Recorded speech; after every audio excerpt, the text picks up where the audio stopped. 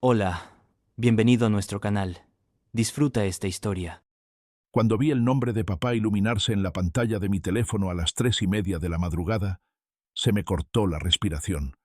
El corazón me dio un vuelco tan violento que pensé que se me iba a salir del pecho. Hacía apenas 12 horas que habíamos cerrado su ataúd. 12 horas desde que eché la última palada de tierra sobre la tumba, sintiendo que enterraba la única persona en el mundo que me había amado sin condiciones. Mis manos temblaban cuando alcancé el celular.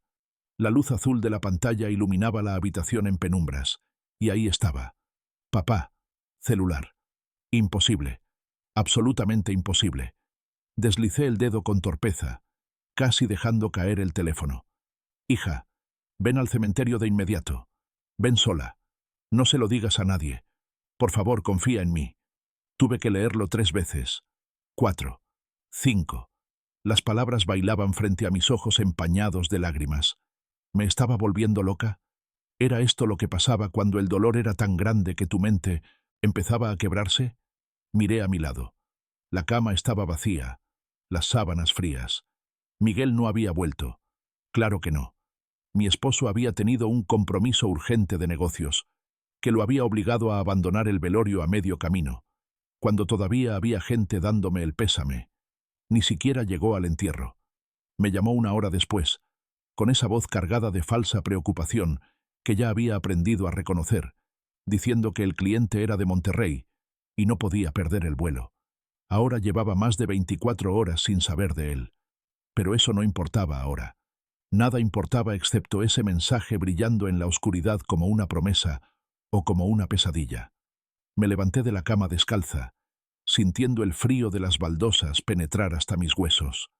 La casa de mis suegros dormía en ese silencio espeso, casi sólido, que te hace sentir que el aire pesa toneladas sobre tu pecho. Doña Estela había insistido tanto en que me quedara con ellos después del funeral, con esa voz melosa que usaba cuando quería salirse con la suya. No puedes estar sola en tu departamento en un momento así, hijita. Aquí estamos para cuidarte, para acompañarte en tu dolor. Hijita, como si fuera su hija, como si alguna vez me hubiera tratado como tal, y no como la intrusa que le había robado a su precioso hijo. Durante 3 años, había aguantado sus comentarios envenenados disfrazados de consejos, sus comparaciones con las otras muchachas que pretendían a Miguel, sus indirectas sobre mi peso, mi forma de vestir, mi incapacidad para darle nietos todavía. Pero ese día, en el funeral, había llorado. Lágrimas reales corriendo por sus mejillas cuidadosamente maquilladas. Me había abrazado tan fuerte que pensé que se iba a quebrar. Tu padre era un gran hombre, Carolina. Un gran hombre.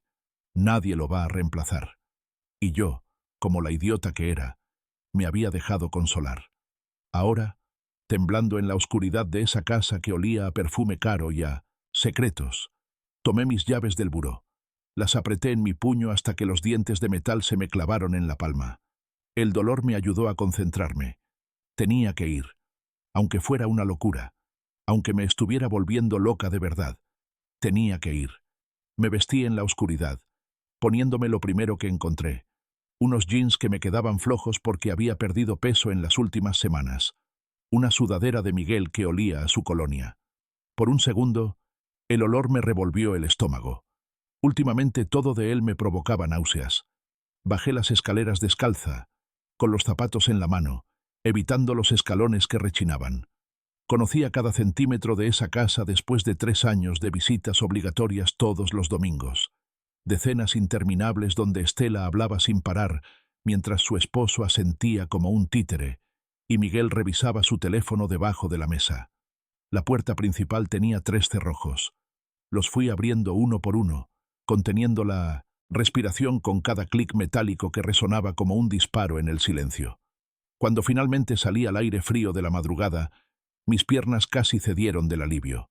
Mi auto estaba estacionado en la calle, un Sentra viejo que había sido de papá y que me dio cuando cumplí 18 años. Miguel siempre se quejaba de él. Decía que daba mala imagen, que su esposa debería manejar algo mejor. Pero yo me negaba a cambiarlo. Era lo único que me quedaba de mi vida antes de casarme, antes de convertirme en la señora de Villarreal. antes de perderme a mí misma tratando de ser la esposa perfecta que todos esperaban. Ahora agradecía ese auto destartalado.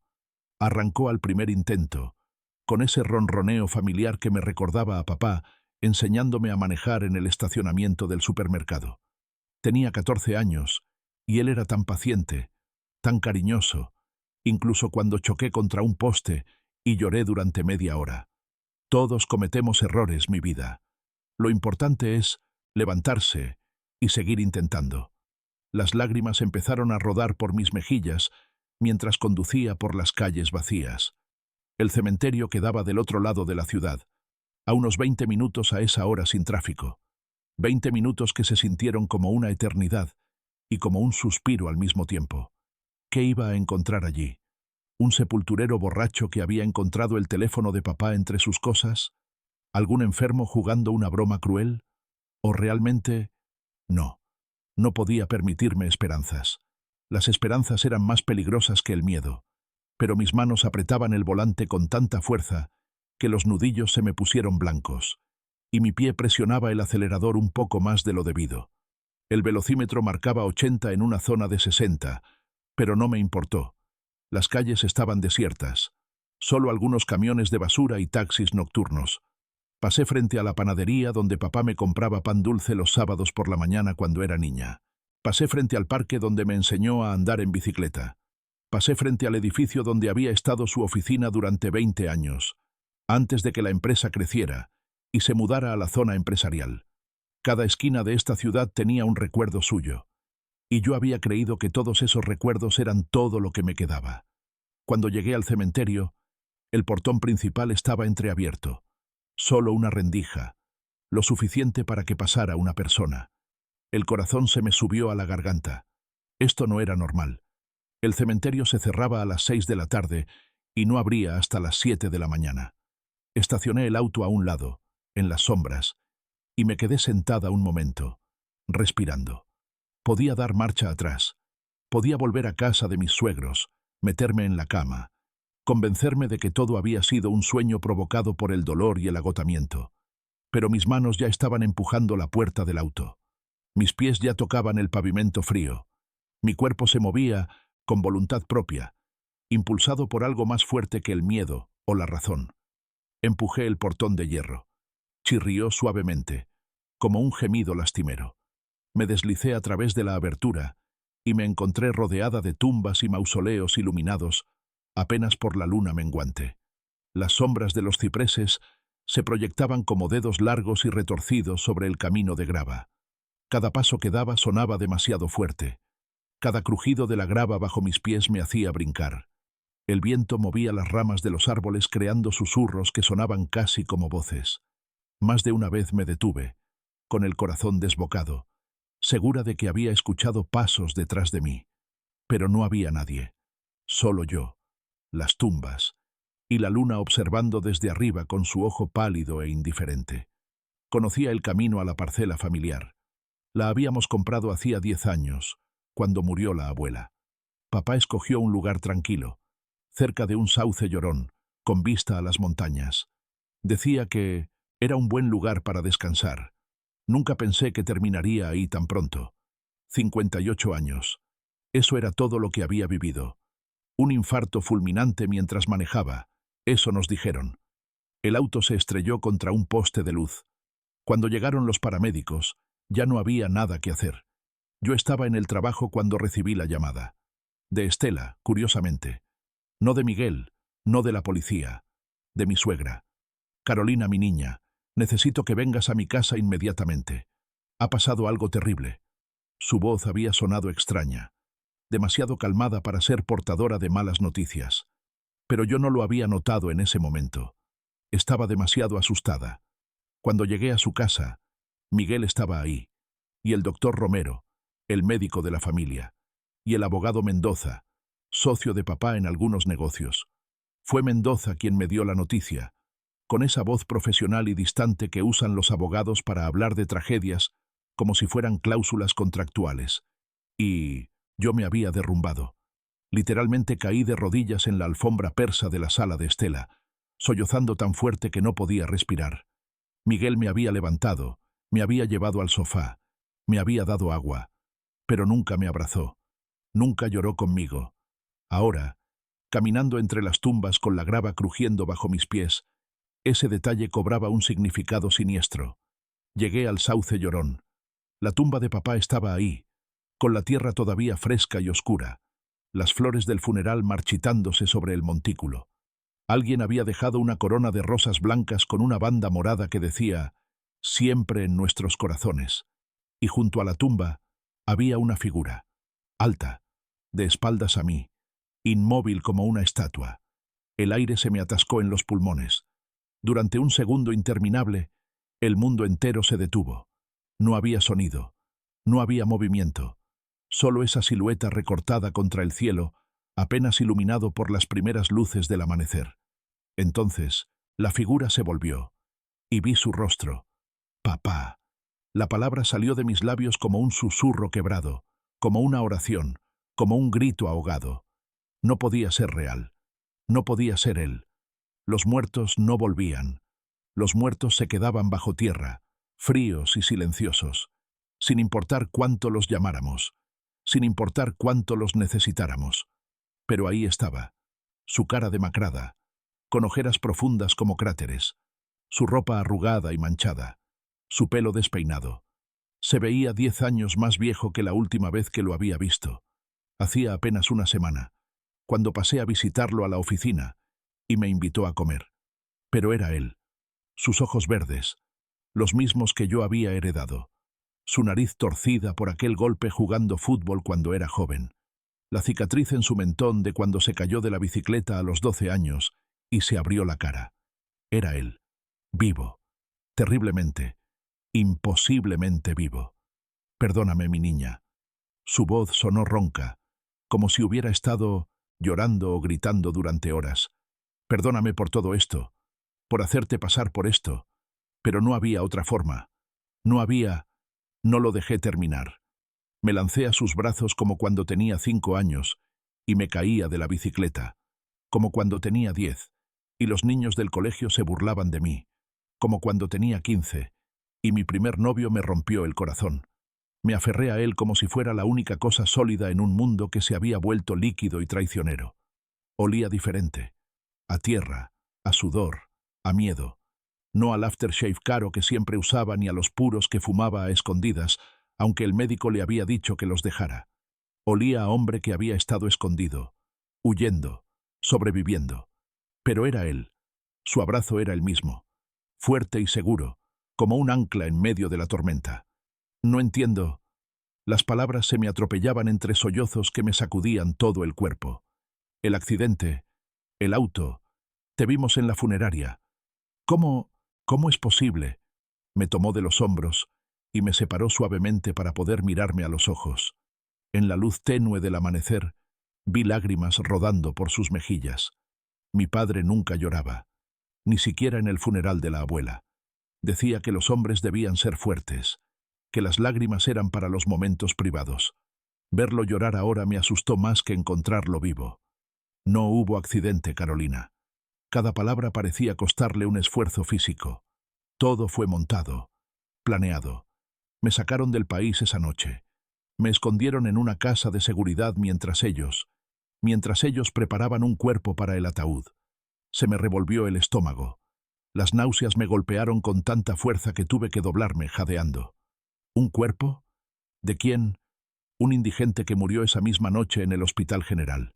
Papá me sostuvo mientras yo luchaba por no vomitar. Rodrigo tiene contactos allí. Alguien que le debía favores.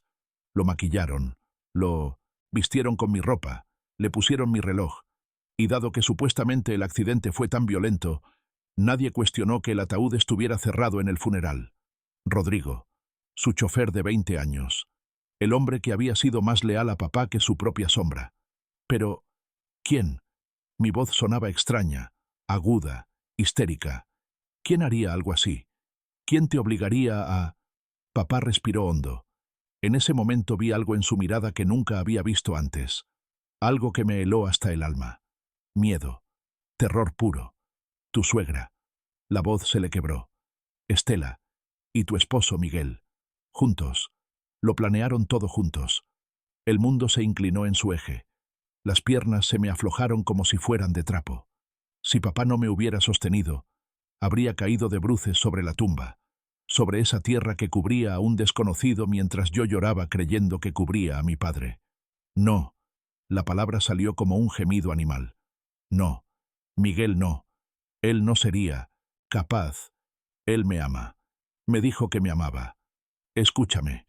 Papá me sacudió suavemente, obligándome a mirarlo. Escúchame bien porque no tenemos mucho tiempo y necesitas entender todo. Llevan 6 meses planeando esto. 6 meses, Carolina. Tal vez más. Necesitan que yo esté muerto legalmente para ejecutar su plan. ¿Qué plan? ¿De qué estás hablando? La empresa. Mis propiedades. Todo. Apretaba mis brazos con tanta fuerza que me haría moretones, pero no me importó. Tienen documentos falsificados, testigos comprados. Mendoza, mi supuesto socio de confianza, está metido hasta el cuello. Prepararon un testamento falso donde te dejo todo a ti, mi única heredera. Pero eso sería bueno, ¿no? Si yo heredo, y como tu esposo, Miguel tendría control sobre tus bienes, especialmente si algo te pasara, o si firmaras poderes que te pondrían frente a un notario por tu propio bien, para que no te preocupes por esas cosas legales tan complicadas. La realidad me golpeó como un puñetazo en el estómago. Las últimas semanas empezaban a tener sentido. Un sentido horrible, retorcido, que hacía que todo lo que había creído sobre mi vida se desmoronara como un castillo de naipes. La insistencia de Estela para que firmara ciertos documentos por si acaso algo le pasaba a papá. Las preguntas aparentemente inocentes de Miguel sobre las propiedades, sobre las cuentas bancarias, sobre las inversiones.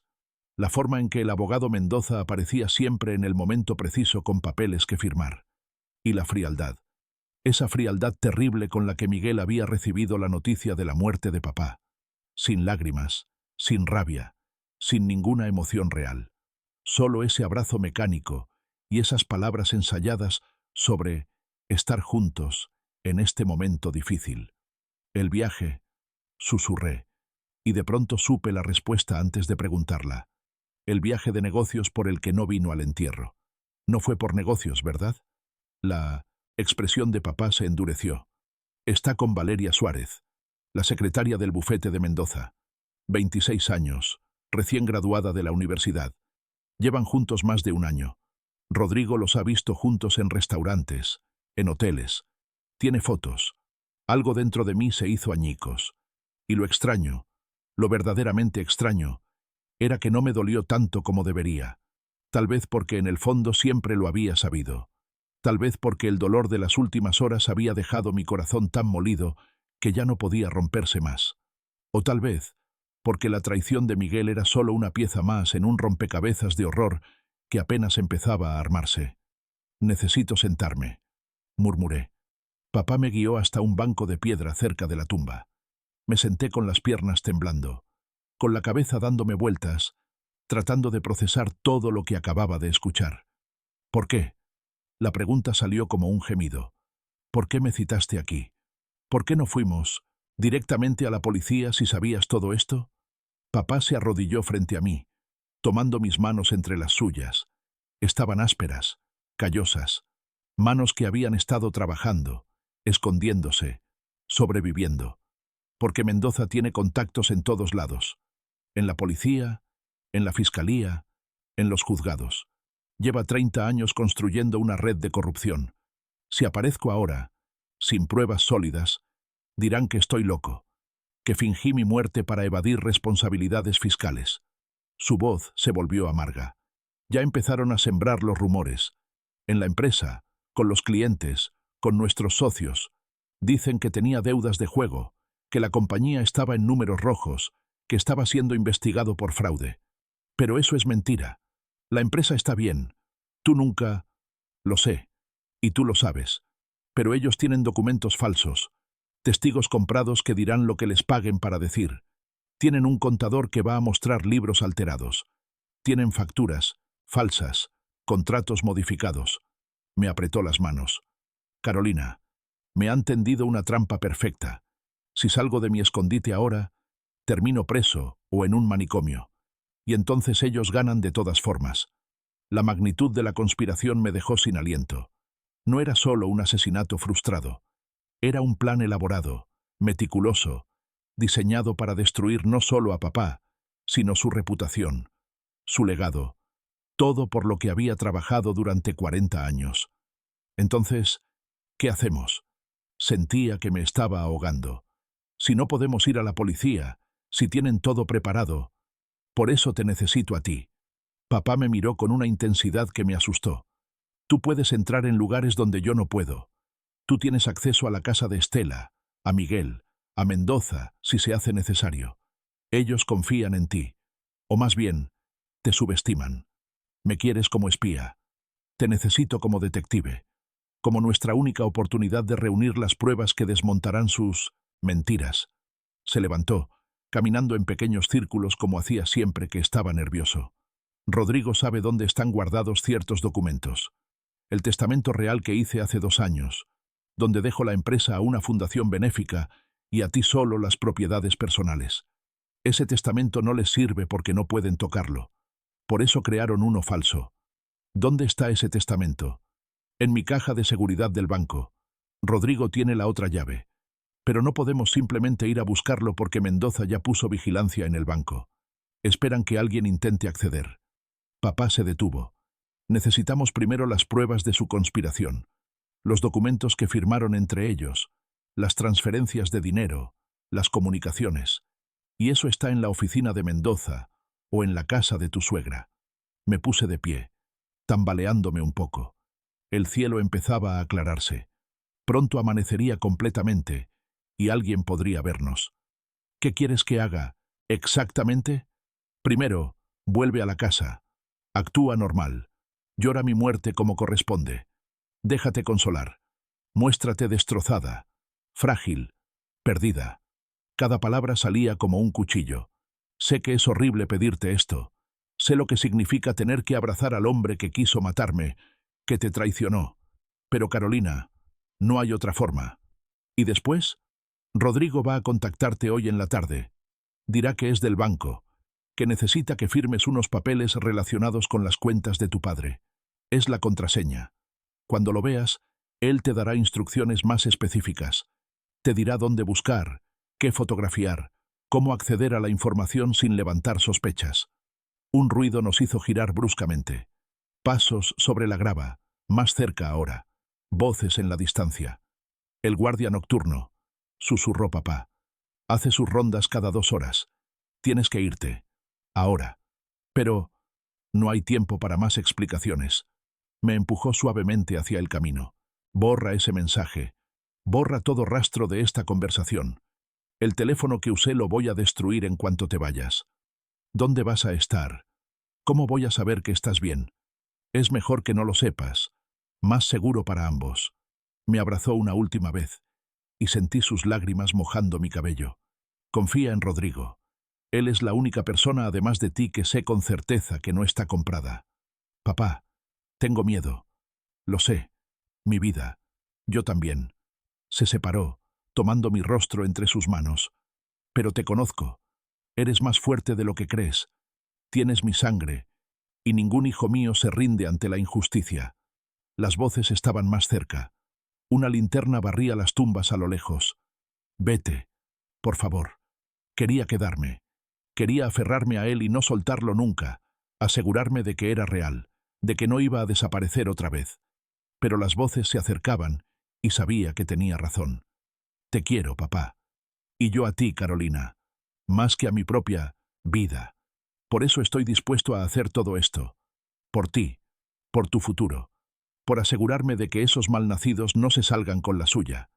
Le di un último beso en la mejilla y eché a correr. Corrí entre las tumbas como si me persiguiera el diablo mismo. Mis pies golpeaban la grava. Mi respiración salía en jadeos entrecortados. Las lágrimas me cegaban. Choqué contra una lápida y casi me caigo, pero seguí corriendo. Cuando llegué al portón, miré hacia atrás. Papá había desaparecido entre las sombras. Solo quedaba la tumba con su nombre, las flores marchitas, y la cruel ironía de saber que ahí abajo yacía un extraño mientras mi padre se escondía como un criminal. Salí del cementerio justo cuando el guardia aparecía por el otro lado. No creo que me viera, o si me vio, probablemente pensó que era una doliente madrugadora visitando a sus muertos.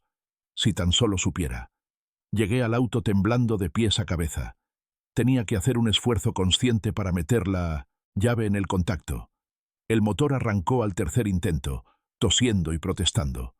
Conduje de regreso con las manos aferradas al volante, la vista fija en el camino, tratando de no pensar, de no sentir, de solo funcionar. En el primer semáforo en rojo, saqué el teléfono. El mensaje todavía estaba ahí, brillando como evidencia de que nada de esto había sido un sueño. Hija, ven al cementerio de inmediato. Ven sola. No se lo digas a nadie. Por favor, confía en mí. Con dedos que apenas me obedecían, lo borré. Luego borré el registro de llamadas. Luego revisé todo 2 veces, 3 veces, asegurándome de que no quedara ningún rastro. Cuando llegué de vuelta a la casa de mis suegros, el reloj del tablero marcaba las 5:25 de la mañana. Estacioné en el mismo lugar, con el mismo ángulo, como si nunca me hubiera ido. La casa seguía en silencio.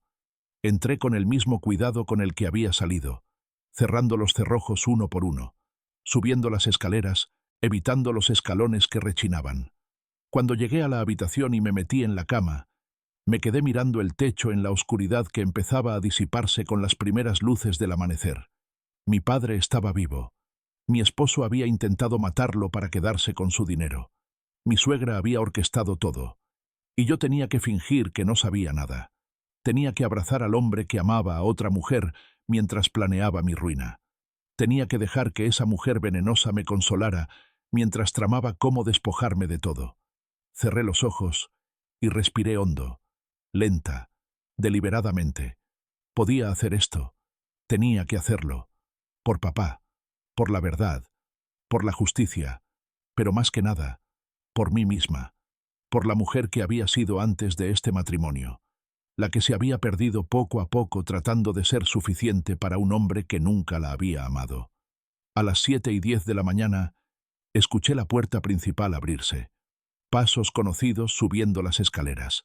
La puerta de la habitación abriéndose suavemente. Miguel entró oliendo a perfume que no era el mío. Un aroma dulce, juvenil, que me revolvió el estómago. Podía imaginarlo con ella. Valeria, 26 años, toda su vida por delante mientras yo, a mis 34 años, me sentía como un trapo exprimido y descartado. ¿Estás despierta?, susurró, con esa voz que alguna vez me había derretido y que ahora solo me provocaba náuseas. Me di la vuelta lentamente, dejando que viera mi cara hinchada de llorar. No tuve que fingir las lágrimas. Brotaban solas, alimentadas por una mezcla de dolor, rabia y miedo que me desgarraba por dentro. ¿Dónde estabas? Mi voz salió quebrada, perfecta. Se acercó a la cama y tuvo el descaro de sentarse a mi lado, de tocarme el brazo con esa mano que probablemente hacía horas había acariciado otro cuerpo. El cliente de Monterrey. ¿Recuerdas? Necesitaba cerrar el trato anoche o lo perdíamos. No pude negarme, amor. Perdóname. Sé que debí estar aquí contigo. Mentiroso. Maldito mentiroso de mierda. Pero forcé una sonrisa temblorosa. Dejé que me secara una lágrima con el pulgar. Te necesitaba. Y era verdad, aunque no de la forma que él pensaba. Lo necesitaba para poder destruirlo. Ya estoy aquí. Me atrajo hacia él, abrazándome con esos brazos que ya no me daban seguridad sino asco. Vamos a estar bien, Carolina. Sé que es duro ahora, pero vamos a superarlo juntos. Vas a heredar todo lo de tu papá, y yo voy a estar aquí para ayudarte a manejarlo. No tienes que preocuparte por nada. Sí, pensé, apretando los dientes mientras hundía mi cara en su pecho para que no viera mi expresión. Vas a ayudarme. Vas a cuidar de mí, como quien cuida una gallina antes de retorcerle el pescuezo. Gracias, murmuré. No sé qué haría sin ti. Nunca vas a tener que saberlo. Me besó la frente, y tuve que usar toda mi fuerza de voluntad para no apartarlo, para no escupirle en la cara todo lo que sabía. Descansa un poco más. Yo voy a darme una ducha. Cuando entró al baño y cerró la puerta, me senté en la cama con el corazón latiéndome como tambor de guerra. Podía escuchar el agua corriendo. Podía imaginarlo bajo la regadera, lavándose el perfume de ella, preparándose para su papel de esposo devoto. Mi teléfono vibró. Un mensaje de un número desconocido. Señora Carolina, soy del Banco Nacional. Necesitamos que venga esta tarde a firmar unos documentos relacionados con las cuentas del señor Ramírez. A las 3 de la tarde, si es posible. Rodrigo Salazar, asistente de gestión. Rodrigo. Borré el mensaje y me recosté, cerrando los ojos. 3 de la tarde. Menos de 8 horas para prepararme mentalmente para lo que vendría. 8 horas para construir la máscara más perfecta de mi vida. 8 horas antes de convertirme en la espía que mi padre necesitaba. Y cuando Miguel salió del baño, con el pelo mojado y una sonrisa que alguna vez me pareció encantadora, le devolví la sonrisa. Dulce, confiada, rota. La sonrisa de una viuda vulnerable que no tenía idea de que acababan de firmar su sentencia de muerte. Pero por dentro, en lo más profundo de mi ser, algo había cambiado. La Carolina sumisa, la que tragaba insultos y perdonaba infidelidades, la que se hacía pequeña para caber en las expectativas de otros, esa mujer había muerto en ese cementerio, y en su lugar nacía alguien nuevo, alguien peligroso, alguien que iba a hacer pagar a cada uno de los bastardos que habían intentado destruir a su padre. El juego acababa de comenzar, y esta vez yo iba a escribir las reglas. El desayuno fue una tortura exquisita. Estela había preparado la mesa en el comedor principal, el que solo usaban para ocasiones especiales. Mantel de lino blanco, la vajilla de porcelana china, flores frescas en un jarrón de cristal. Todo perfectamente orquestado para crear la imagen de una familia unida, consolándose en momentos difíciles. Yo estaba sentada entre Miguel y don Arturo, el esposo de Estela. Un hombre pequeño y gris que en 30 años de matrimonio había aprendido que la mejor estrategia era asentir y callar. Me preguntaba si sabía lo que su esposa estaba haciendo, si era cómplice o simplemente otro peón en su tablero de ajedrez. «Comes muy poco, hijita». La voz de Estela goteaba preocupación falsa. «Tienes que alimentarte. Sé que no tienes hambre, pero tienes que mantenerte fuerte». Miré el plato frente a mí. Huevos revueltos, frijoles, fruta picada, pan tostado. Todo perfectamente preparado. Todo imposible de tragar. «No puedo», susurré, y no era mentira. Tenía el estómago cerrado, un nudo tan apretado que cada bocado amenazaba con devolverse. Miguel me tomó la mano sobre la mesa. Sus dedos estaban tibios, familiares. Alguna vez ese contacto me había consolado. Ahora me quemaba. «Solo un poco, amor. Por favor. Papá tiene razón. Necesitas fuerzas». «Papá», le decía papá a su padre, pero llamaba don Antonio al mío. Nunca lo había notado antes, ese pequeño desprecio envuelto en formalidad. Tomé un pedazo de pan y lo mordí. Masticarlo fue como tragar arena. Tragarlo requirió un esfuerzo físico que me dejó mareada. Pero lo hice. Sonreí débilmente. «Buena chica». Estela me palmeó la mano con condescendencia. Ahora, sobre los asuntos legales, ahí estaba. No habían pasado ni 24 horas desde el entierro, y ya iban al grano. «Mamá, ¿podemos dejar eso para después?» Miguel usó su tono de hijo considerado, pero vi el destello en sus ojos, impaciencia mal disimulada. «No, está bien». Forcé mi voz a sonar cansada, resignada. Mejor acabar con eso de una vez. Estela sonrió. Fue apenas un segundo, un movimiento mínimo de sus labios pintados de rosa pálido. Pero lo vi. Satisfacción. Como una araña viendo a la mosca caminar directo a su telaraña. «El licenciado Mendoza vendrá esta tarde. Necesita que firmes algunos documentos. Nada complicado. Solo formalidades para que puedas acceder a las cuentas de tu padre, a las propiedades». Hizo una pausa, tomando un sorbo de café. «Todo quedará a tu nombre, por supuesto. Tu padre no tenía más familia». «Por supuesto». Como si fuera tan simple. Como si detrás de esas palabras no hubiera un plan para despojarme de todo. «¿A qué hora?», pregunté. «A las 4. Aquí en la casa. Será más cómodo para ti que ir a su oficina». «A las 4. Rodrigo había dicho que nos veríamos a las 3 en el banco. 1 hora.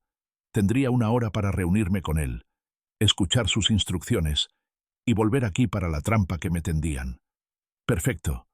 Bajé la mirada a mi plato. Gracias por ocuparse de todo. No sé qué haría sin ustedes. Miguel apretó mi mano. Estela sonrió con esa dulzura venenosa que había perfeccionado. Para eso está la familia, mi niña. Para cuidarse unos a otros. Terminé de desayunar en piloto automático, respondiendo con monosílabos cuando me hablaban, dejando que me trataran como a una inválida. Cuando finalmente pude escapar a la habitación, me encerré en el baño y vomité hasta que no quedó nada en mi estómago. Me miré en el espejo. Había una mujer ahí que apenas reconocía. Ojos hundidos, cara pálida, labios agrietados. Parecía 10 años mayor que ayer. Parecía alguien que había visto el infierno y apenas había sobrevivido. Bien, eso era exactamente lo que necesitaba que vieran. Me lavé la cara. Me cepillé los dientes 3 veces tratando de quitarme el sabor amargo de la boca. Luego me senté en la cama y esperé. Miguel entró media hora después, ya vestido para salir. Traje gris, corbata azul oscuro, zapatos lustrados. Guapo, profesional, el perfecto hombre de negocios. Tengo que ir a la oficina. Se inclinó para besarme la frente. Solo un par de horas. Tengo que cerrar unos asuntos antes de tomarme el resto de la semana libre para estar contigo. Qué noble, qué sacrificado. Está bien. Mi voz sonó hueca. Yo voy a descansar un poco. Mamá está abajo si necesitas algo. Mamá. Su mamá. La mujer que había planeado asesinar a mi padre. Gracias. Cuando se fue conté hasta 100. Luego me levanté y fui a la ventana.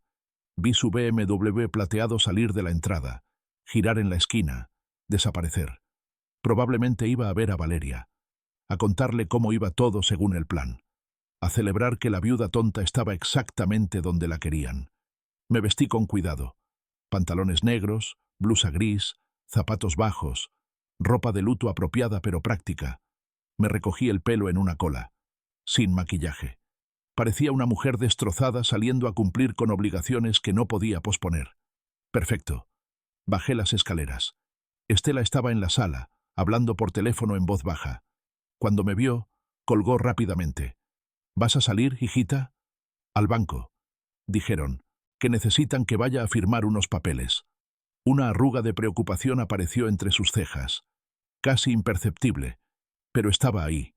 No esperaban esto. ¿Quieres que te acompañe? No, gracias. Prefiero estar sola. Además, dejé que mi voz se quebrara un poco. Es el banco de papá. Quiero hacerlo sola. La arruga desapareció. Calculó rápidamente y decidió que era mejor dejarme ir. Después de todo, ¿qué podía hacer yo sola en un banco?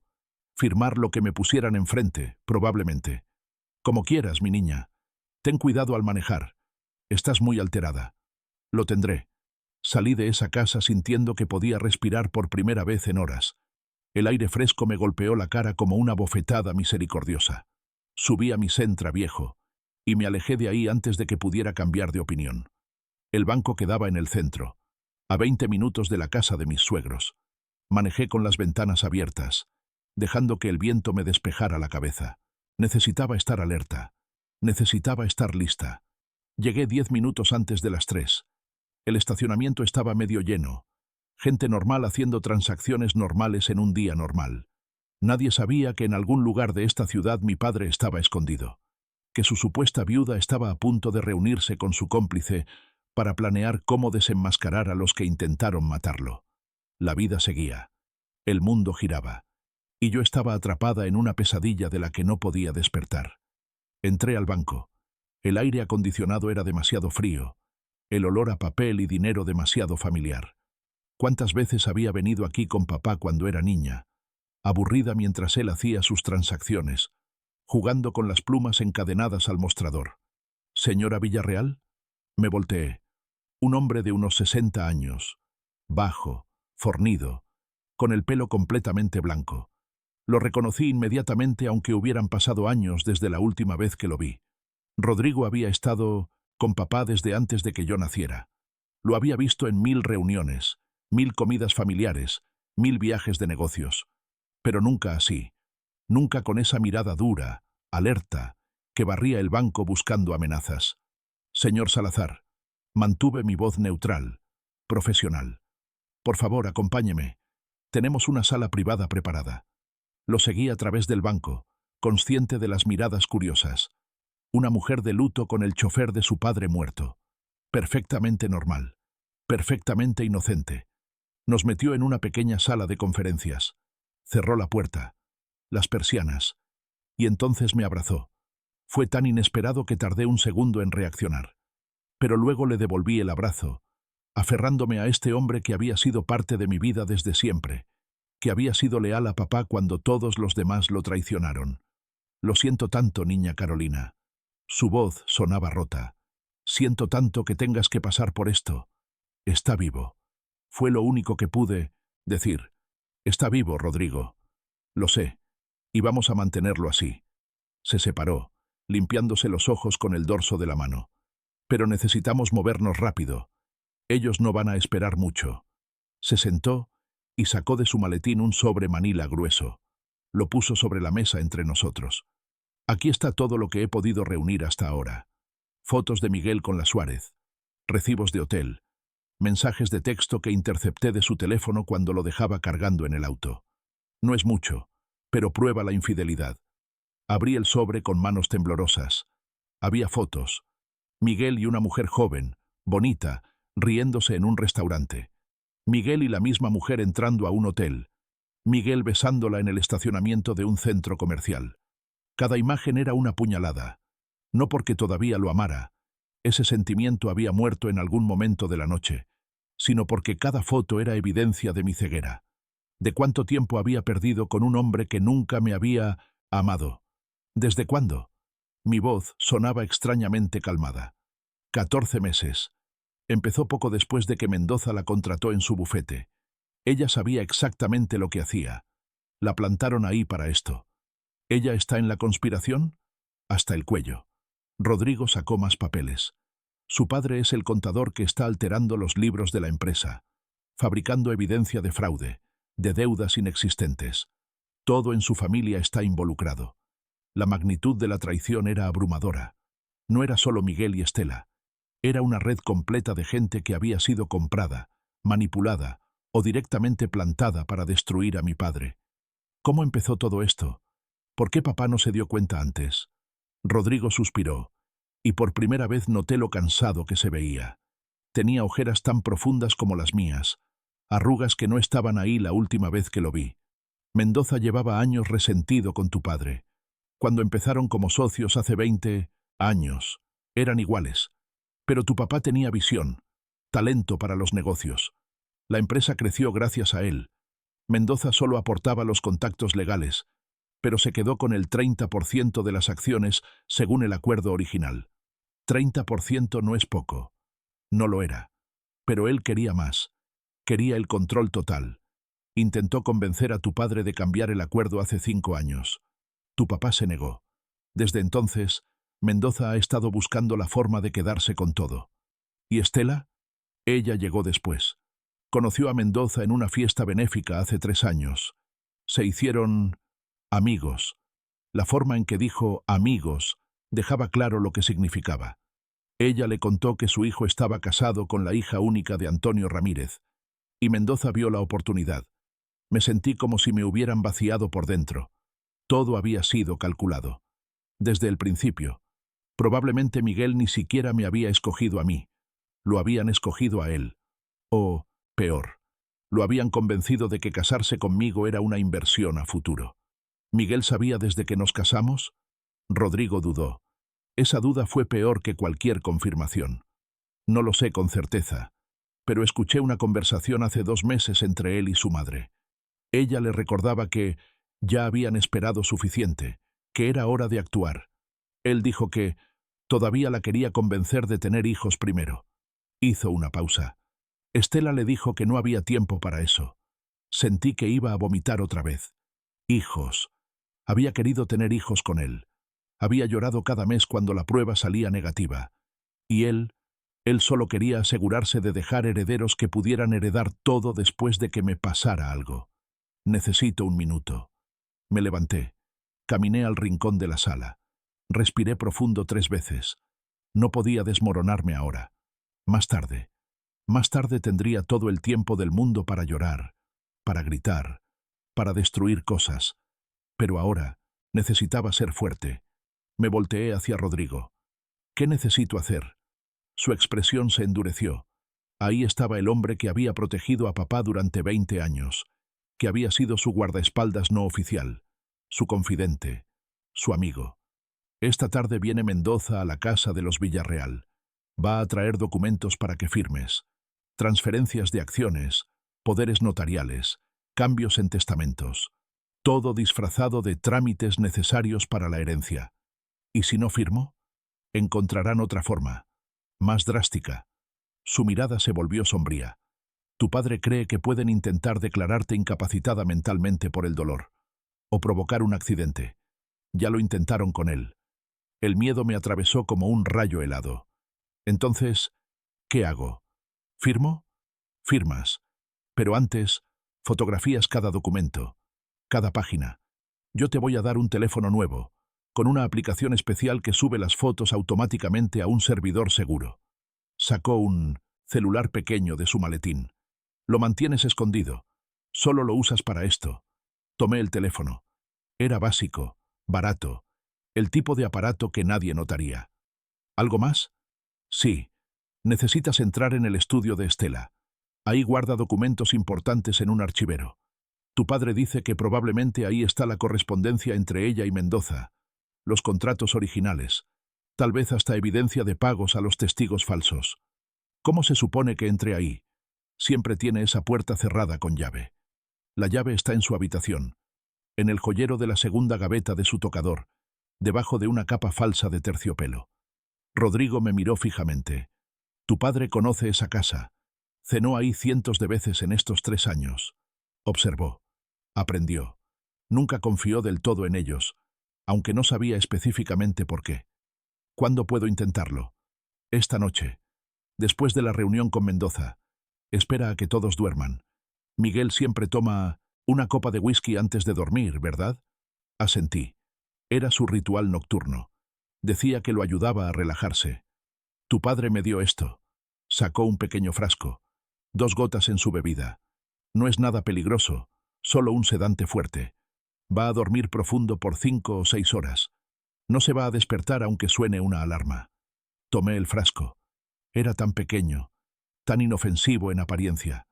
Pero lo que representaba, nunca he drogado a nadie, y él nunca intentó matar a tu padre. La voz de Rodrigo era dura pero no cruel.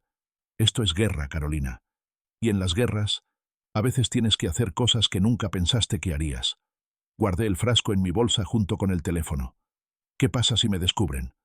No te van a descubrir. Eres inteligente, cuidadosa, y ellos te subestiman. Piensan que eres una niña tonta que se casa por amor y llora por su papi. Se inclinó hacia adelante. Usa eso. Usa su arrogancia contra ellos. Respiré hondo. Podía hacer esto. Tenía que hacerlo. ¿Cuánto tiempo tenemos? Días. Tal vez una semana. Una vez que firmes los documentos hoy, van a empezar a mover el dinero rápidamente. Probablemente ya tienen cuentas offshore preparadas. Necesitamos las pruebas antes de que terminen de vaciar las arcas. ¿Y después? Después tu padre va al fiscal Ramírez, con todas las pruebas, y entonces los destruimos. Había algo feroz en su mirada. A todos y cada uno de ellos. Nos quedamos en silencio un momento. El peso de lo que estaba a punto de hacer me presionaba los hombros como una losa de cemento. Rodrigo, ¿mi padre está bien? ¿Dónde está? Está bien. Escondido en un lugar seguro. Come, duerme, espera. Una sonrisa triste cruzó su rostro. Está preocupado por ti. Muy preocupado. Dice que esto es lo más difícil. Dejarte sola enfrentar esto. Dile que estoy bien. Dile que voy a hacer lo que sea necesario. Ya lo sabe. Rodrigo empacó todo de vuelta, en su maletín. Es tu padre. Siempre ha sabido de qué estás hecha. Salimos de la sala por separado. Él primero, yo 5 minutos después. A cualquiera que nos viera, solo éramos un ejecutivo del banco y una cliente. Nada más. Manejé de regreso a la casa de mis suegros con las manos apretadas en el volante. El teléfono y el frasco ardían en mi bolsa como carbones encendidos. Evidencia de mi traición, o de mi lealtad, dependiendo de cómo se mirara. Cuando llegué, Eran las 3:40. Miguel todavía no regresaba. Estela estaba en la cocina supervisando a la empleada mientras preparaba café y pastelitos para la reunión. ¿Cómo te fue en el banco, hijita? Bien. Solo firmas. Nada importante. Mentir se estaba volviendo más fácil. Eso me asustaba. Perfecto. El licenciado Mendoza llegará en 15 minutos. ¿Quieres cambiarte? Ponerte algo más apropiado para una reunión de negocios. Miré mi ropa. Pantalones y blusa. Perfectamente apropiados. Pero entendí lo que realmente estaba diciendo. Ponte un vestido. Arréglate. Sé decorativa y callada mientras los adultos hablan de cosas importantes. Estoy bien así. Una chispa de irritación cruzó su rostro, pero la escondió rápido detrás de otra sonrisa. Como quieras, mi niña. Subí a la habitación. Escondí el teléfono entre mi ropa interior en el cajón. El frasco lo metí en mi neceser de maquillaje. Luego me senté en la cama y esperé. A las 4 en punto exactas, el timbre sonó. Era hora de la siguiente actuación. Y esta vez, tenía que ser perfecta. Bajé las escaleras sintiendo que caminaba hacia mi propia ejecución. Cada escalón crujía bajo mis pies como un recordatorio de que estaba en territorio enemigo, rodeada de gente que sonreía mientras planeaba mi destrucción. El licenciado Mendoza estaba en la sala, sentado en el sofá principal como si fuera el dueño de la casa. Era un hombre de unos 55 años, alto, con el pelo plateado peinado hacia atrás y una sonrisa que nunca llegaba a sus ojos. Siempre me había dado mala espina, pero papá decía que era un excelente abogado, que había que separar lo personal de lo profesional. Ojalá hubiera confiado en sus instintos en lugar de en la conveniencia. Carolina, mi más sentido pésame. Se levantó cuando entré, tomando mi mano entre las suyas. Estaban frías, secas, como las de un reptil. Tu padre era un gran hombre, una terrible pérdida para todos. Gracias. Retiré mi mano lo más discretamente posible. Miguel apareció en ese momento, entrando por la puerta principal. Se había cambiado de traje. Este era negro, apropiado para un viudo, excepto que no era viudo, y el negro probablemente era más por celebración que por luto. Licenciado. Le dio la mano a Mendoza con esa familiaridad que hablaba de encuentros previos, de planes compartidos. Gracias por venir hasta acá. Carolina está muy frágil para salir. Hablaban de mí como si no estuviera presente, como si fuera una muñeca rota que había que manejar con cuidado. Por supuesto. Por supuesto. Mendoza abrió su portafolio. Entiendo perfectamente. Y precisamente por eso quiero hacer esto lo más simple y rápido posible, sin estrés innecesario. Estela entró con una bandeja de café. La puso en la mesa de centro con ese cuidado estudiado que usaba para todo. Nada en su vida era espontáneo. Todo era performance. ¿Nos sentamos? Dijo, señalando los sofás como la perfecta anfitriona. Me senté. Miguel se sentó a mi lado, demasiado cerca. Puso su mano en mi rodilla. Un gesto posesivo disfrazado de apoyo. Tuve que concentrarme en no apartarlo. Mendoza sacó una carpeta gruesa. El sonido del papel contra el cuero de su portafolio fue como un trueno en el silencio. Bien, Carolina. Como sabes, tu padre no dejó testamento formal registrado. Mentira número 1. Esto complica un poco las cosas legalmente, pero como única, heredera directa, todos sus bienes pasan automáticamente a ti. Asentí, jugando mi papel de viuda ignorante. Había practicado esta expresión frente al espejo, confundida pero confiada, perdida pero agradecida de que alguien más se ocupara de los detalles complicados. Sin embargo, hay varios trámites que debemos hacer para formalizar todo. Transferencias de acciones, propiedades, cuentas bancarias. Empezó a sacar documentos. He preparado toda la documentación necesaria. Solo necesito que firmes aquí, aquí y aquí. Me pasó el primer documento. Era una transferencia de acciones de la empresa. Leí rápidamente, tratando de entender la jerga legal. Básicamente, transfería el 50% de las acciones de papá a mi nombre, con Miguel como cotitular. ¿Cotitular? Pregunté, haciendo que mi voz sonara pequeña, insegura. Es estándar en casos de matrimonio, hijita. Estela me sirvió café que no había pedido. Así ambos tienen acceso a todo. Es más seguro. Seguro. Para ellos. Pero, ¿no debería ser solo a mi nombre primero? Ya después, si quiero, puedo... Carolina. Miguel apretó mi rodilla. Somos un equipo, ¿recuerda? Lo que es tuyo es mío y viceversa. Así funciona el matrimonio. Sí, así funcionaba, especialmente cuando uno de los cónyuges estaba planeando despojarte de todo. Miré a Mendoza. Él me observaba con esa paciencia estudiada de los depredadores que saben que su presa no tiene escape. Si te hace sentir más cómoda, podemos poner que las decisiones importantes requieren ambas firmas. Sacó una pluma cara, de esas que cuestan más que el salario mensual de una persona normal. Nadie va a hacer nada sin tu consentimiento, Carolina. Más mentiras. Pero asentí como si me hubiera tranquilizado. Está bien. Confío en ustedes.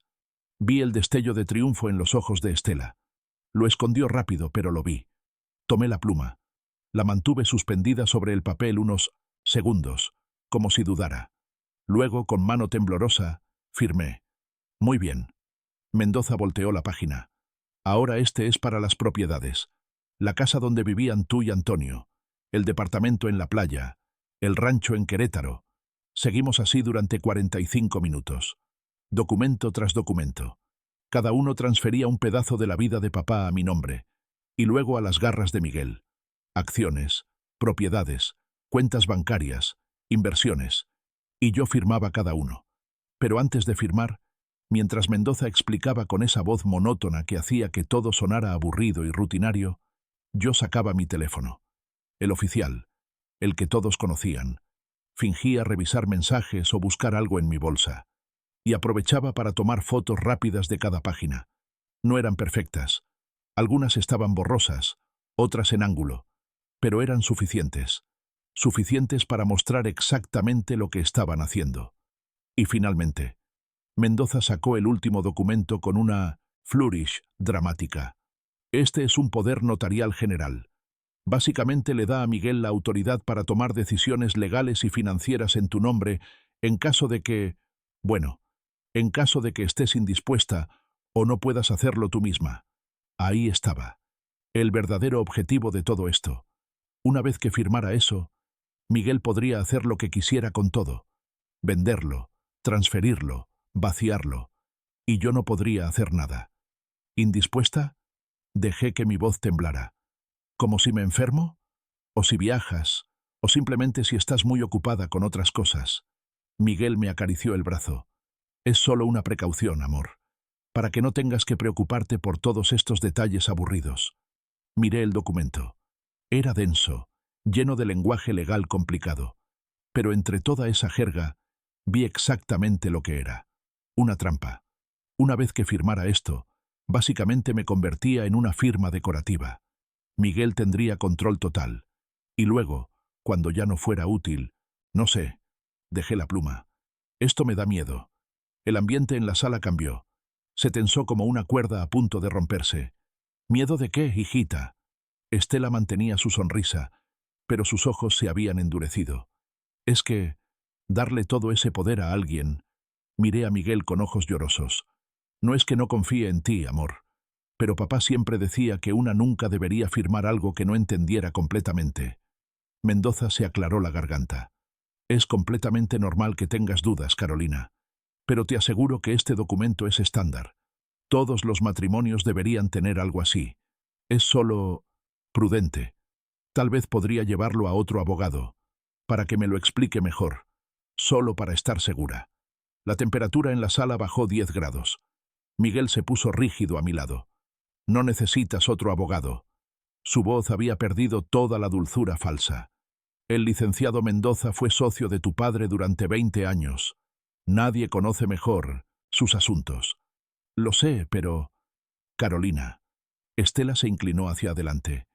Entiendo que estés confundida. Has pasado por mucho. Pero esto es importante. Necesitamos tener todo en orden antes de que la situación se complique más. ¿Complicarse? ¿Cómo? Hay acreedores, hijita. Gente a la que tu padre les debía dinero. Otra mentira. Si no manejamos esto rápido y correctamente, podrían intentar embargar propiedades, congelar cuentas, dejarte sin nada. El miedo en mi expresión no fue fingido, porque aunque sabía que era mentira, También sabía lo que pasaría si no firmaba, si mostraba demasiada resistencia, demasiada independencia. Recordé las palabras de papá. Usa su arrogancia contra ellos. Tomé la pluma con mano temblorosa. Está bien. Confío en ustedes. Todos ustedes han sido tan buenos conmigo. Y firmé. La tensión se disolvió como azúcar en agua caliente. Estela suspiró con alivio. Miguel me besó la sien. Mendoza sonrió, como un tiburón que finalmente cierra sus mandíbulas sobre la presa. Excelente decisión, Carolina. Empacó todos los documentos en su portafolio. Ahora puedes descansar tranquila. Todo está en orden. Todo estaba en orden. Para ellos. Pero también para mí. Porque ahora tenía fotos de cada documento. Evidencia de cada transferencia fraudulenta. Cada poder otorgado bajo falsos pretextos. Gracias, licenciado. Me levanté, fingiendo estar exhausta. ¿Me disculpan? Necesito acostarme un rato. Por supuesto, hijita. Estela me dio un abrazo que me hizo sentir que me estaban abrazando serpientes. Descansa. Ya hiciste lo más difícil. Subí a la habitación con piernas de gelatina. Apenas cerré la puerta, saqué el teléfono escondido. El que Rodrigo me había dado. Transferí todas las fotos de mi teléfono personal al nuevo. Luego las borré del original. El teléfono nuevo vibró. Un mensaje automático. Archivos recibidos y guardados de forma segura. Bien. Ya teníamos las pruebas de los documentos falsos. Ahora venía la parte difícil. Me tumbé en la cama, mirando el techo, esperando, escuchando las voces abajo. Mendoza se fue media hora después. Don Arturo se retiró a su habitación a las 8, como siempre. Estela se quedó viendo televisión en la sala.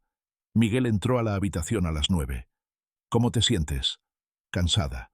Confundida. Me senté en la cama. ¿Hice bien firmando todo eso? Se sentó a mi lado, tomando mi mano. Esta vez su toque no era posesivo, sino casi tierno, como si realmente le importara. Casi podía creer que era el hombre del que me había enamorado hace 4 años. Casi. Hiciste perfecto. Me besó la frente. Ahora todo va a estar bien. Te lo prometo. Promesas. Qué fácil era hacerlas cuando no significaban nada. ¿Quieres cenar algo? Mamá preparó pollo. No tengo hambre. Creo que solo voy a dormir. Está bien. Yo voy a bajar a comer algo y después subo. Se levantó. ¿Necesitas algo? Sí. Necesitaba que desapareciera de mi vida, que nunca hubiera entrado en ella, que las últimas 4 horas, los últimos 3 años, hubieran sido solo una pesadilla de la que pudiera despertar. Pero dije, no, solo quédate conmigo esta noche. Por favor. Se detuvo en la puerta, sorprendido. Probablemente porque en las últimas semanas había estado evitándolo en la cama, poniendo excusas. Por supuesto, amor. No me voy a ir a ningún lado. Cuando se fue me levanté. Tenía tal vez 1 hora antes de que volviera. Me cambié a un pantalón oscuro y una sudadera negra. Zapatos sin cordones, fáciles de quitar. Guardé el teléfono especial en mi bolsillo junto con una pequeña linterna que había encontrado en el cajón de noche. Luego esperé. Miguel volvió a las 10:15. Olía a vino y a la colonia cara que se ponía cuando quería impresionar a alguien. Probablemente había estado enviando mensajes a Valeria, contándole cómo la tonta de su esposa había firmado todo sin chistar. Se preparó para dormir con su rutina habitual. Se dio una ducha larga, se cepilló los dientes cantando bajito, se puso su pijama de seda. Y luego, como todas las noches desde que nos casamos, se sirvió 2 dedos de whisky en un vaso de cristal. Mi corazón empezó a latir más rápido. ¿Me sirves uno a mí también? Mi voz sonó casual, cansada. Se sorprendió. Yo nunca tomaba whisky. Decía que me sabía a medicina. ¿Estás segura? Solo esta noche. Necesito algo que me ayude a dormir. Asintió, sirviéndome un vaso más pequeño. Me lo dio y volvió a sentarse en el sillón junto a la ventana, con su propio vaso. Por tu padre. Levantó su copa. Que descanse en paz. La hipocresía casi me hace vomitar. Pero levanté mi vaso. Por papá. Tomé un sorbo pequeño. El licor me quemó la garganta. Miguel tomó un trago largo de su vaso, casi la mitad de un solo golpe. Voy al baño. Me levanté, llevando mi vaso conmigo. En el baño, Cerré la puerta y saqué el frasco que Rodrigo me había dado. Mis manos temblaban tanto que casi lo tiro. Respiré hondo 3 veces, tratando de calmarme. 2 gotas. Eso era todo. Vertí el whisky en el lavabo. Luego regresé a la habitación. Miguel seguía en su sillón mirando su teléfono, probablemente mensajeándose con Valeria. La idea me dio la fuerza que necesitaba. ¿Me sirves un poco más? Creo que me está ayudando. Claro. Se levantó, caminando a la mesita donde estaba la botella. En el segundo que me dio la espalda, destapé el frasco. 2 gotas en su vaso. Cayeron sin hacer ruido, disolviéndose en el líquido ámbar. Volví a tapar el frasco y lo escondí en mi bolsillo justo cuando él se volvía con la botella. Me sirvió otro poco. Yo me senté en la cama, fingiendo beber mientras lo observaba. Él terminó su vaso en 2 tragos más. Luego se sirvió otro. Esperé. 15 minutos. 20. Estaba empezando a pensar que no había funcionado cuando lo vi parpadear lentamente. Me siento raro. Su voz sonaba arrastrada. ¿Raro cómo? Cansado. Muy cansado. Se levantó del sillón tambaleándose un poco. Creo que fue un día muy largo. Se metió en la cama. Ni siquiera se quitó el pijama correctamente. Solo se deslizó bajo las sábanas. Carolina, murmuró. ¿Sí? Pero no respondió. Sus ojos se cerraron. Su respiración se hizo profunda, regular. Esperé 5 minutos más. 10. Luego me acerqué y lo sacudí suavemente. Nada. Le levanté un párpado. Su pupila se veía normal, solo profundamente dormido. Rodrigo había dicho que dormiría 5 o 6 horas, que no se despertaría ni con una alarma. Era hora de averiguar si tenía razón. Salí de la habitación descalza, con los zapatos en la mano. El pasillo estaba oscuro y silencioso. La puerta de don Arturo estaba cerrada, y podía escuchar sus ronquidos desde el pasillo. Estela dormía en otra habitación, al otro lado de la casa. Los separaban 10 metros y 30 años de un matrimonio muerto. Bajé las escaleras una por una, evitando las que rechinaban. Llegué al primer piso sin hacer ruido. El estudio de Estela estaba al fondo, pasando la cocina. Una puerta de madera maciza con cerradura de verdad, no como las del resto de la casa. Pero primero necesitaba la llave. Subí de nuevo las escaleras, caminando de puntillas. La habitación de Estela estaba en penumbra, iluminada apenas por la luz de la luna que entraba por la ventana. Ella dormía de espaldas, con una máscara sobre los ojos y tapones en los oídos. Vanidosa hasta en el sueño, no quería arrugas ni molestias. Su tocador estaba junto a la ventana. Me acerqué centímetro a centímetro, conteniendo la respiración. Segunda gaveta. Abrí con cuidado infinito. El joyero estaba ahí, negro y dorado, cerrado con un broche simple. Lo abrí. Dentro había collares, aretes, pulseras, todo ordenado por tipo y color, típico de Estela. Busqué la capa de terciopelo que Rodrigo había mencionado. La encontré en el fondo.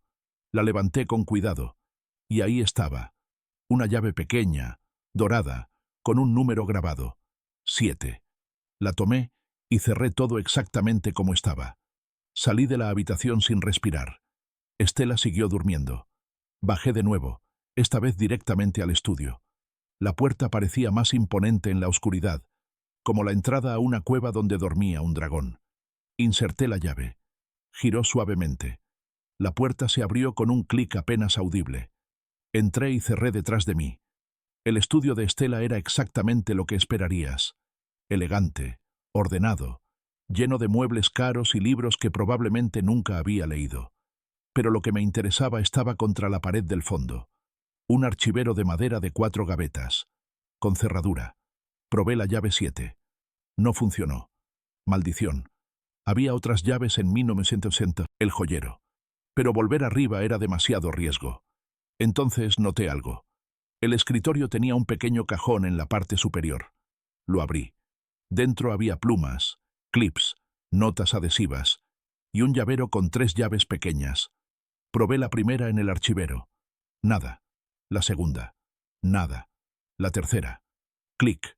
Se abrió.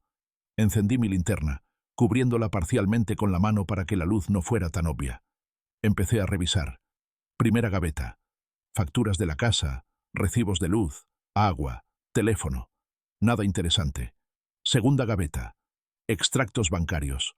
Los fotografié todos por si acaso. Tercera gaveta. Ahí estaba. Carpetas etiquetadas. Empresa R. Transferencias. Legal. Confidencial. Las saqué con manos temblorosas y empecé a fotografiar. Página por página. Documento por documento. Contratos entre Estela y Mendoza. Fechados de hace 2 años. Planes detallados para adquirir control operativo de Ramírez Enterprises. Transferencias de dinero. Pagos a un contador. A un médico. A 2 policías. A un juez. Correspondencia por email impresa. Estela escribiéndole a Mendoza. El plan con Miguel va según lo previsto. La niña está completamente enganchada. Cuando llegue el momento, no opondrá resistencia. Cada palabra era un cuchillo. Cada frase una confirmación de que todo, absolutamente todo, había sido calculado. Y luego encontré lo peor. Un documento titulado Contingencias. Lo leí y sentí que se me helaba la sangre. Era un plan detallado de cómo deshacerse de mí una vez que tuvieran todo. Opciones listadas como si fueran ítems de compras. Opción A. Accidente automovilístico, similar al del padre. Opción B. Sobredosis accidental. Medicamentos para la depresión. Opción C. Suicidio. Antecedentes de inestabilidad mental después de la muerte del padre. Opción D. Internamiento psiquiátrico permanente, si las anteriores no son viables. Tuve que taparme la boca para no gritar. Iban a matarme. Tenían un plan, paso a paso de cómo hacerlo. La habitación empezó a dar vueltas. Tuve que apoyarme contra el archivero para no caerme. Respira, Carolina. Respira. Fotografié ese documento con manos que temblaban tanto que las primeras 3 fotos salieron borrosas. La cuarta fue clara. Seguí buscando. Había más. Fotos de Miguel y Valeria. No solo las que Rodrigo me había mostrado. Había docenas. En restaurantes, hoteles, la playa. Estela lo sabía todo. Probablemente los había puesto juntos desde el principio. Y entonces, en el fondo de la gaveta, encontré algo que no esperaba. Una carpeta marcada Seguros. La abrí. Era una póliza de seguro de vida. A mi nombre. Por 5 millones de pesos. Beneficiario. Miguel Villarreal. Firmada hace 6 meses. Yo no recordaba firmar eso. Pero ahí estaba mi firma.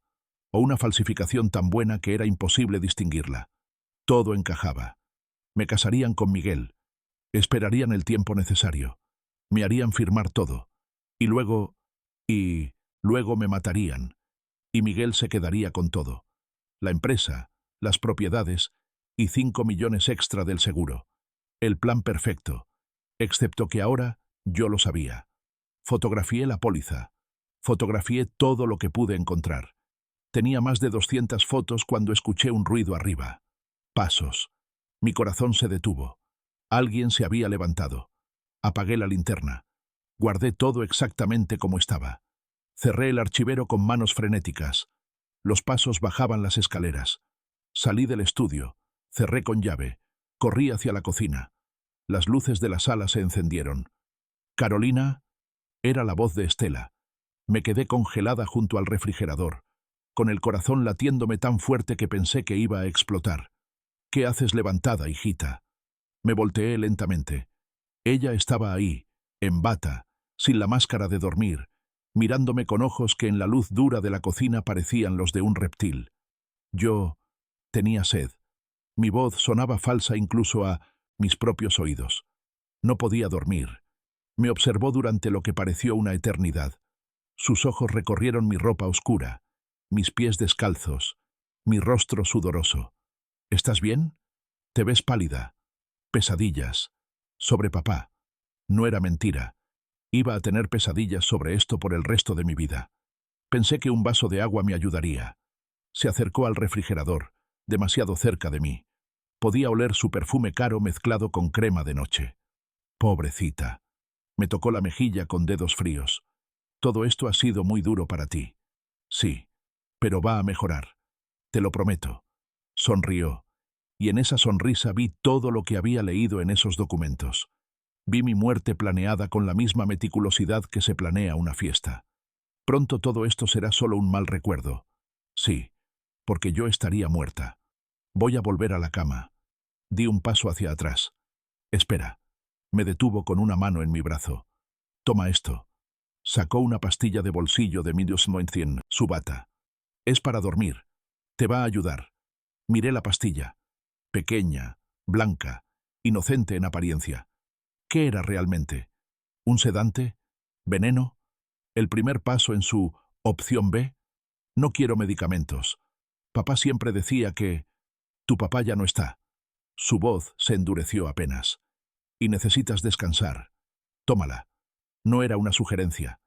La tomé con dedos temblorosos. La puse en mi boca. Agua. Me pasó un vaso. Fingí tragar. El vaso escondió el movimiento de mi lengua, deslizando la pastilla debajo. Buena chica. Me acarició el pelo como a un perro obediente. Ahora vuelve a la cama. Y Carolina me miró fijamente. No vuelvas a bajar en la noche. Es peligroso andar por la casa oscura. Podrías caerte, lastimarte. Amenaza envuelta en preocupación maternal. No lo haré. Prometo. Subí las escaleras sintiendo su mirada clavada en mi espalda. Cuando llegué arriba, me metí en el baño y escupí la pastilla. La envolví en papel higiénico y la guardé. Evidencia. Miguel seguía profundamente dormido, exactamente en la misma posición. Me metí en la cama a su lado, con toda mi ropa todavía puesta, con el teléfono lleno de fotografías quemándome el bolsillo, y me quedé despierta el resto de la noche, mirando el techo, pensando en las 4 opciones de mi muerte que Estela había listado tan casualmente, pensando en cómo, hace apenas 3 días, mi mayor preocupación era si Miguel me estaba siendo infiel. Qué inocente había sido, qué estúpida, pero ya no más. Cuando amaneció, tenía un plan, y esta vez no sería yo la que terminaría en una tumba. A las 7 de la mañana, me levanté como si nada hubiera pasado. Miguel seguía durmiendo profundamente. Bajé a desayunar con Estela. Sonreí. Agradecí su hospitalidad. Creo que voy a regresar a mi departamento hoy, dije con voz suave. Necesito estar en mi espacio, empezar a procesar todo. Vi el destello de alarma en sus ojos, pero no podía negarse sin levantar sospechas. ¿Estás segura, hijita? Aquí estamos para apoyarte. Lo sé, pero necesito esto. A las 9 Rodrigo llegó casualmente a recogerme. Dijo que papá le había pedido que cuidara de mí. Estela no pudo objetar. En el auto le pasé el teléfono. Tengo todo. Los documentos, los planes, la póliza falsa. Todo. Su rostro se endureció mientras revisaba las fotos. Hijos de puta. Fue lo único que dijo. Fuimos directo a la oficina del fiscal Ramírez. Cuando vio las pruebas, su expresión pasó del escepticismo a la furia. Esto es suficiente para arrestarlos a todos. Ahora mismo. Espere. Saqué la pastilla que Estela me había dado. Quiero que analicen esto también. Creo que es el primer paso de su plan. El fiscal llamó a su equipo. En 3 horas, la pastilla había sido identificada.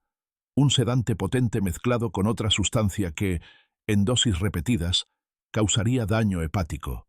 Muerte que parecería natural en semanas. Estaban empezando a envenenarme. ¿Cuándo quiere que actuemos?, preguntó Ramírez. Hoy, antes de que se den cuenta de que sé algo. Y entonces sucedió algo que no esperaba. La puerta de la oficina se abrió. Y entró papá. Vivo. Real. Caminando hacia mí con lágrimas en los ojos. Me lancé a sus brazos y lloré como no había llorado desde que era niña. Lloré por todo. El miedo, la traición, las noches sin dormir, la soledad de fingir que no sabía que querían matarme. Ya pasó, mi vida. Ya pasó. Me acariciaba el pelo. Fuiste tan valiente, tan increíblemente valiente. El operativo fue rápido y brutal. El fiscal Ramírez no era solo el compañero de universidad de papá. Era el jefe de la unidad anticorrupción del Estado. Y las pruebas que teníamos eran suficientes para destruir a cada uno de los involucrados.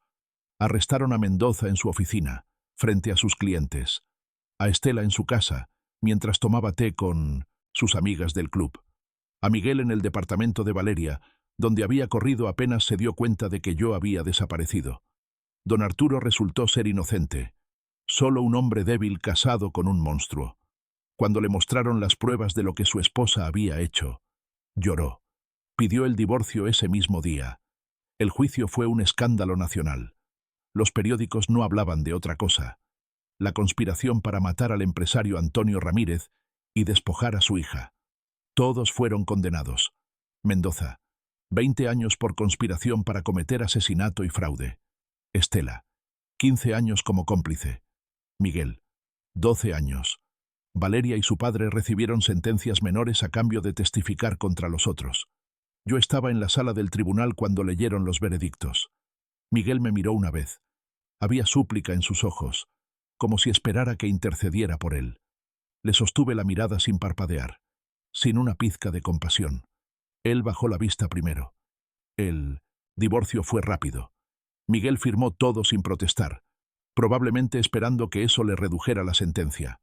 No lo hizo. ¿Cómo te sientes?, me preguntó papá después, cuando todo terminó. Estábamos sentados en su oficina, la que habíamos recuperado después de que todas las transferencias fraudulentas fueron anuladas. Era como si el último año nunca hubiera pasado, excepto que ambos teníamos cicatrices invisibles que nunca sanarían del todo. No lo sé, admití. Libre, enojada, triste, aliviada, todo al mismo tiempo. ¿Arrepentida? Lo pensé. ¿Me arrepentía de haberlos destruido? ¿De haber reunido las pruebas que los mandaron a prisión? No, ni un poco. Y era verdad. Ellos intentaron matarte. Intentaron matarme. Planearon cada detalle de nuestra destrucción. Se merecen cada segundo de lo que les pasó. Papá asintió, con orgullo en sus ojos. Esa es mi niña. 6 meses después, vendí el departamento donde había vivido con Miguel. No podía ni verlo sin sentir náuseas. Compré una casa nueva, pequeña, solo para mí, con jardín y ventanas grandes que dejaban entrar la luz. Rodrigo seguía siendo el chofer de papá, pero ahora era también su socio oficial en la empresa. Se lo merecía más que nadie. Don Arturo se mudó a otra ciudad, buscando empezar de nuevo lejos de los escándalos. Le deseé suerte. Él me deseó felicidad. Yo volví a trabajar en la empresa, esta vez en un puesto real, no solo decorativo. Resulta que era buena en esto. Tenía el instinto de papá para los negocios. Y lentamente, muy lentamente, empecé a sanar. No fue fácil. Había noches donde me despertaba gritando, recordando la expresión de Estela cuando me ofreció esa pastilla. Días donde veía parejas felices y sentía una punzada de dolor por todo lo que había perdido.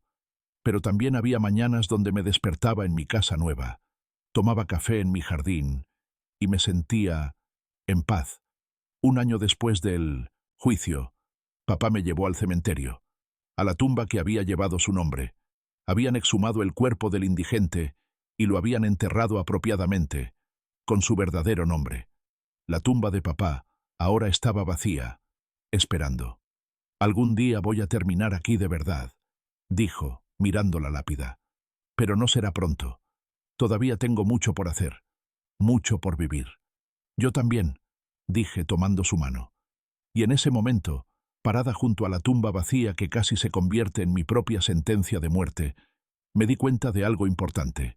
Había sido la esposa perfecta, la nuera sumisa, la mujer que se hacía pequeña para caber en las expectativas de otros. Y casi me costó la vida. Ahora era otra persona, más fuerte, más sabia, más cuidadosa con mi confianza, pero también más libre.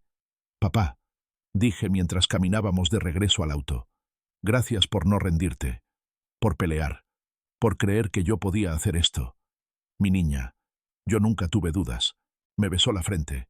Siempre supe de qué estabas hecha. Solo necesitabas saberlo tú también. Y tenía razón. La Carolina que entró a ese matrimonio había muerto. La que fue engañada, manipulada, casi asesinada. Pero en su lugar había nacido alguien nuevo. Alguien que sabía que la bondad sin límites era peligrosa. Que ser buena no significaba ser tonta.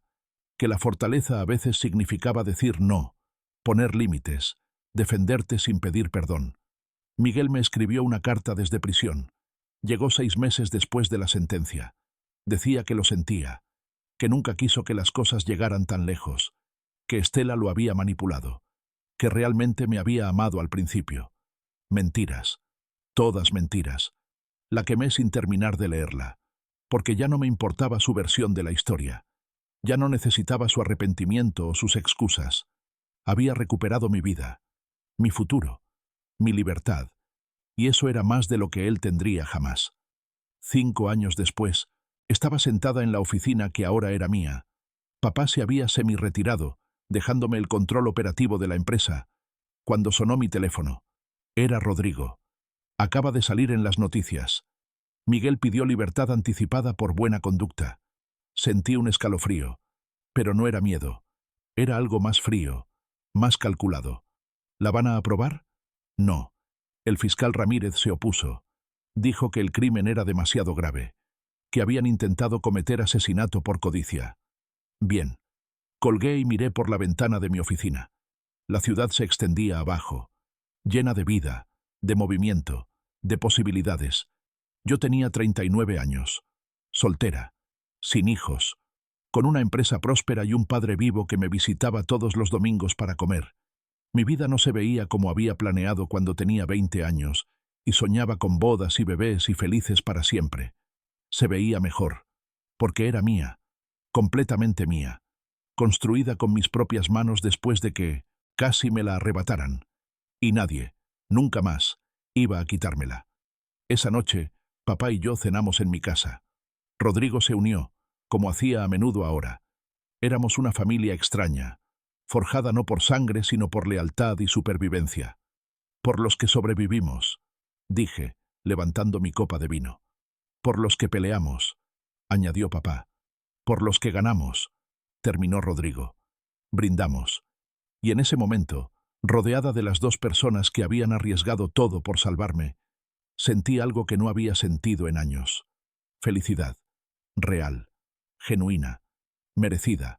La clase de felicidad que no te pueden dar, que tienes que ganar.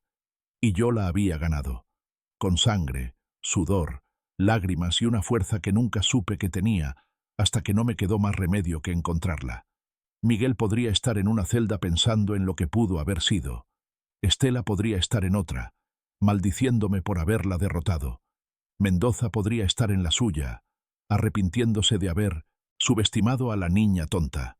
Pero yo estaba aquí, viva, libre, victoriosa. Y esa, pensé mientras miraba a papá contar una historia que hacía reír a Rodrigo, esa era la mejor venganza de todas. No solo sobrevivir, sino florecer.